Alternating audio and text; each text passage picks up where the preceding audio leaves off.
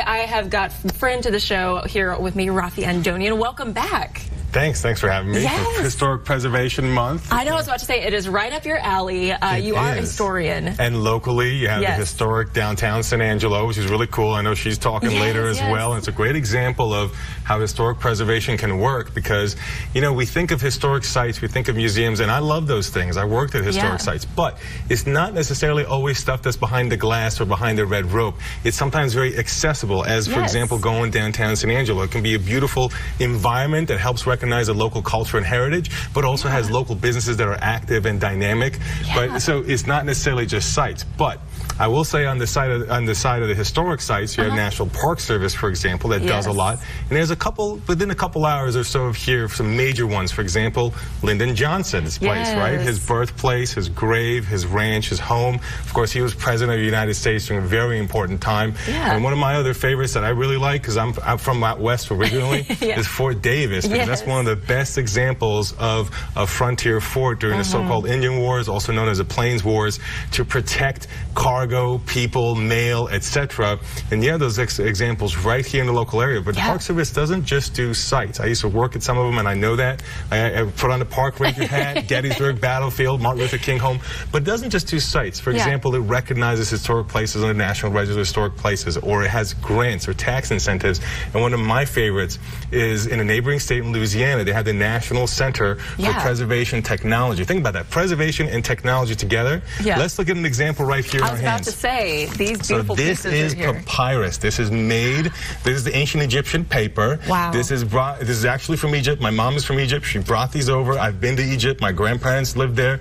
And this is a great example because I was at a historical archive recently, at a historical society, and someone that I met was working on these types of things, and you know what she was doing? She had a background in both chemistry and art history. Now, do you think when you're looking at this that both are relevant? Right? Art history with the art and chemistry to understand how to preserve this for thousands of years. So that's a great example of what historic preservation can be. It can be multiple things in one. It's not just museums and artifacts, but it's actually applying these different principles. Yes, the past and the present coming together. That's right. That's right. There's some really cool stuff in Texas that you can check out besides the historic sites. So, for example, there's a Texas Historical Commission who's behind, among other things, the 17,000 markers that are throughout Texas and more than 250 counties. You also have Preservation Texas, which helps buy land that's significant sometimes, and there's a private nonprofit in that case. First one was a government agency, but the other one is the Preservation Texas, a private nonprofit, helps protect land that they privately buy and protect. And there's also the Texas Historical Foundation, which this year turns 70 years old and is dedicated to protecting Texas culture. So there's a multitude of ways you can approach this.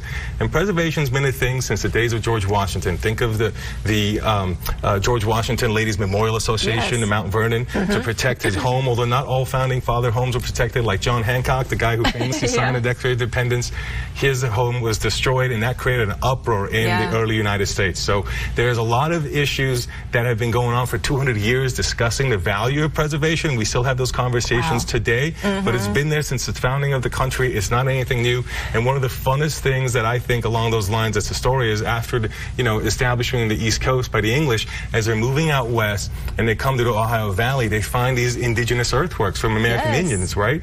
And they actually took a lot of pride in that because they said this is evidence of ancient America, ancient American civilization. And they use that as a way to compete with Europe, to say we too have ancient history, right? But what does that tell you? That historic preservation can be used to create a certain culture and a heritage about the story we tell to ourselves and we tell to others. And so in that sense, preservation is very deliberate because you're making active decisions in what you're choosing to portray and to portray to yourself and to others and our identity here and abroad. There you go. Oh, there's so much more to learn, everybody. So get in touch with him for sure. Go to his website. Raffi, thanks so much for joining us. Thank you. Of course, of course. Well, hey, folks, we do have to take a quick break.